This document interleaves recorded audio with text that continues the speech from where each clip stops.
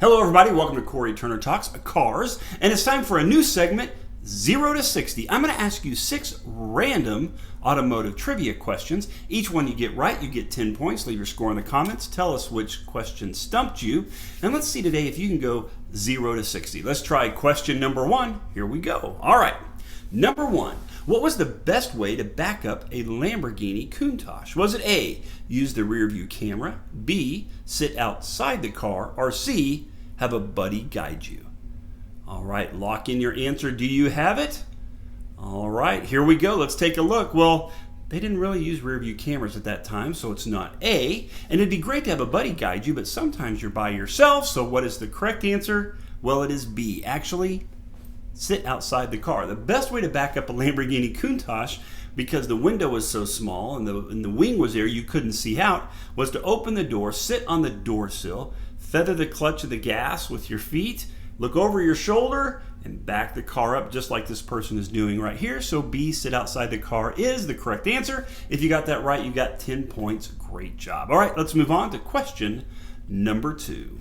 True or false? Hennessy made a Ford Velociraptor SUV. All right, is that true or is that false? Lock in your answer. Are you ready?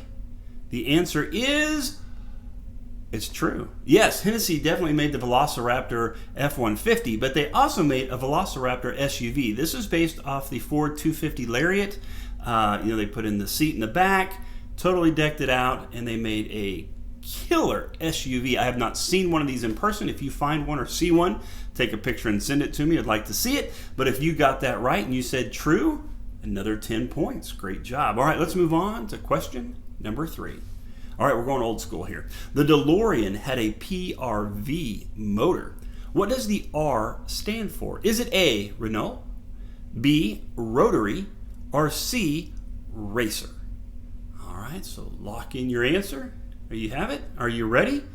Okay, well, it's not the rotary engine. That's more, we're used to seeing that in Mazdas, right? It's not Racer because, as we talked about, that car was grossly underpowered.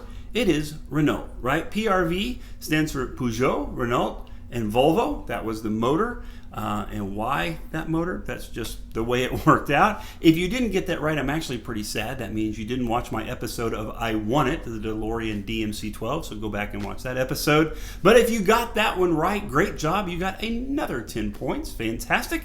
Let's move on to question number 4. Number 4, still staying old school. All right, it's always random. We don't know. The Pontiac Fiero debuted in 1983 with which engine?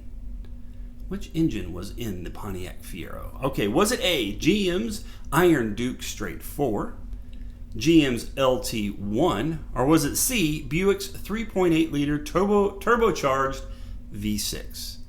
All right, do you know A, B, or C? Lock in your vote. You have it? All right, well, first of all, it would have been cool to have an LT1 in the Fiero, right? It's basically a Corvette engine. That would have been nice. Then the Fiero's looks would have matched its performance. That would have been great, but that's not it.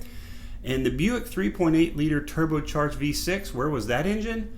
That was in the Grand National, another amazing car. So the answer is A, GM's Iron Duke Straight 4, which was not much power. I think it was like 98 horsepower, somewhere in those numbers, right? And the other issue was, it was pretty much the only engine they could use. It wouldn't fit in the Fiero because of the design, because of the oil sump and the oil pan. So they had to redesign that, which then caused some major issues with oil pressure, and that caused a lot of early Fieros to catch on fire.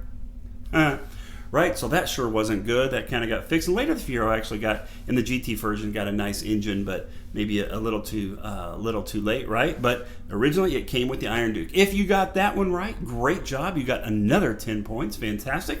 Let's move on to question number 5. Okay, we're still staying old school. Here we go, and staying Pontiac.